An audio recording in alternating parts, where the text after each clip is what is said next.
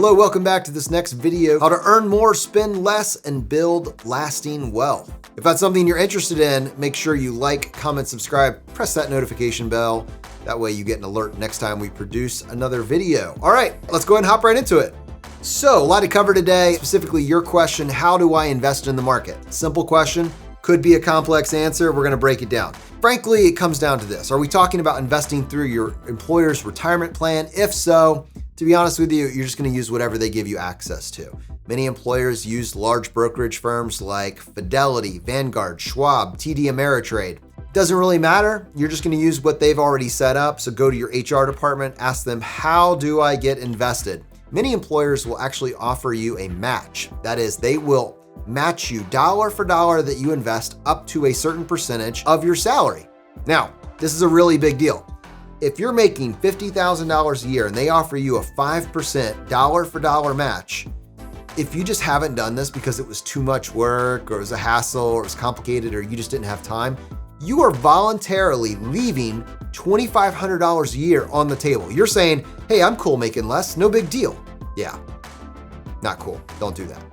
So first of all, you're always gonna start with just taking advantage of your employer match.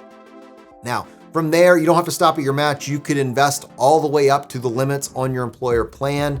In the year 2020, the max for retirement accounts as an employee is $19,500. If you put this into a 401k, then that is tax deferred, meaning you're putting this money into the account before the government taxes you. And when you need it at retirement, you will pay your current tax rate then. A lot of benefits to doing that. So that is how you invest in your employer's retirement plan.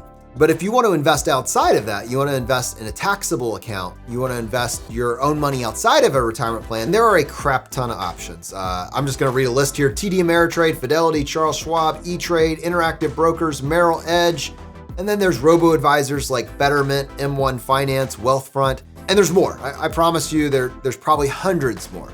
Lots of options out there. How do you know what to do? Basically, with any of these platforms, what we're doing is usually trying to invest in either publicly traded companies, stocks, or bonds. There's a huge variety of financial tools that are out there, but we're investing money with the hopes that we'll get a better return than we would get if it were just sitting in our savings account making 1% interest each year, right? And that's a pretty good interest rate actually. So you got to pick one of these. Let me just tell you what I use and why. All these are fantastic options, that they all work, but I personally use M1 Finance. This is what they call a robo-advisor, meaning that it actually helps me using software maintain some of my investing decisions. So with M1 Finance, you set up something called a pie. Pie is 100% of the money that you're investing now and in the future. That makes up the pie. Inside that pie, you can actually divide up that 100% between different asset allocations, different companies.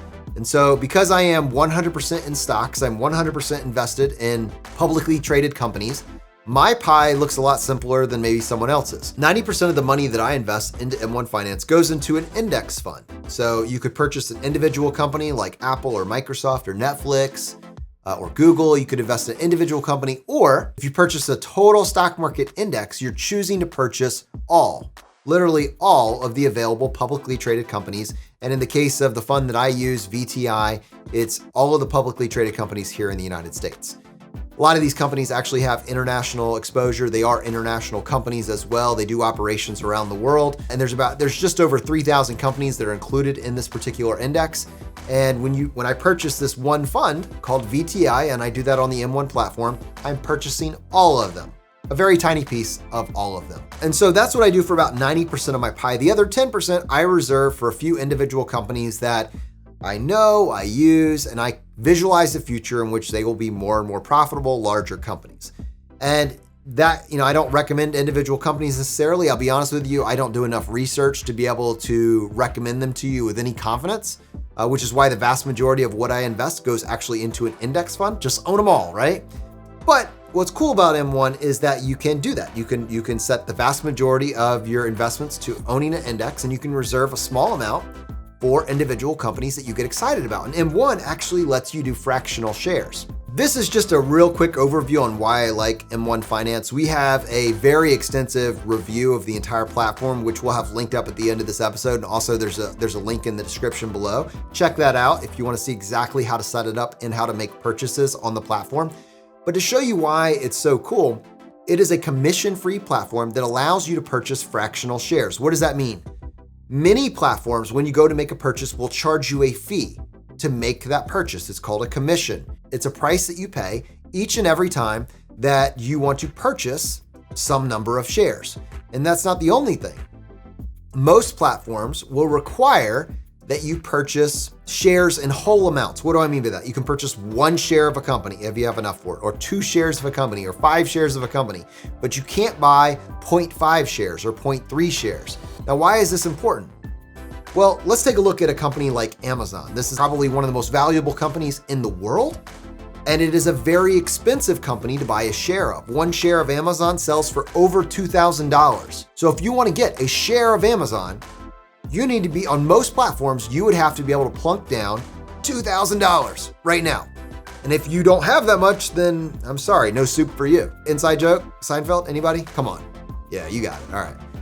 With M1 Finance, you can purchase fractional shares. What does that mean? That means that if you only have $30 to invest in Amazon, you can get $30 worth of an Amazon share. This is incredible because you're no longer limited to you needing an exact amount and being able to buy a specific amount of shares, which means that the entire time that you want to purchase those shares, you're saving up for 1 share of Amazon. Your money is sitting on the sidelines until you get there. This way you can be constantly invested and you can dollar cost average your way into this. And this is a phenomenal feature that M1 offers. The final piece of that is that M1 will maintain your asset allocation. Investors that invest in individual companies are very susceptible to emotion, to chasing returns. You take a look at the companies you own, you see which ones did the best last year, and you throw more money at them.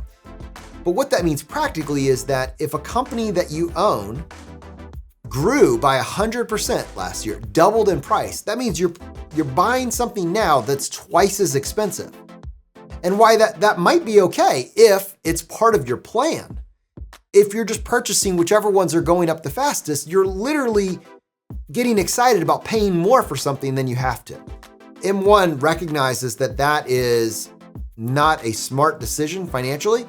And so what it does is it has you decide how much you want to invest into each company, what percentage of your investments do you want to go towards each company, and each new dollar that you add will maintain that asset allocation.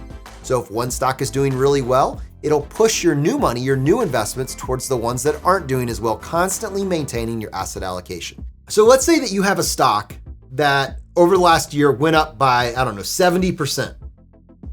Went up 70% over the last year. You might just want to throw all of your new money at that particular stock, but that means you're buying the stock when it's 70% more expensive. If you were to look at other stocks on here, you might see that something has gone down 30%. And you're like, well, I don't want to purchase anything that's gone down by 30%. But you're thinking about it backwards. Your current logic is encouraging you to buy high, when instead we want to look at companies that are going to do well over the long term, and we actually want to buy them or buy more of them when they go down in price. M1 gets your emotional brain out of the way and encourages you to do just that. And by saying, hey, what I want to do at the end of the day, if I look at my target asset allocation, I want to go 80 or 90%. I want to go towards the total stock market, and I want to have a few percentages in these individual companies. Whatever rules you set out for yourself, it will abide with that. For a more in-depth review, check the link below in the video right here, where we actually go through the process of setting up an M1 account, funding it, and getting our portfolio locked and loaded. If you got value from this video, like, comment, subscribe, ring that bell so you get notifications next time we release an episode. And yeah, join us as we earn more, spend less, and build lasting wealth.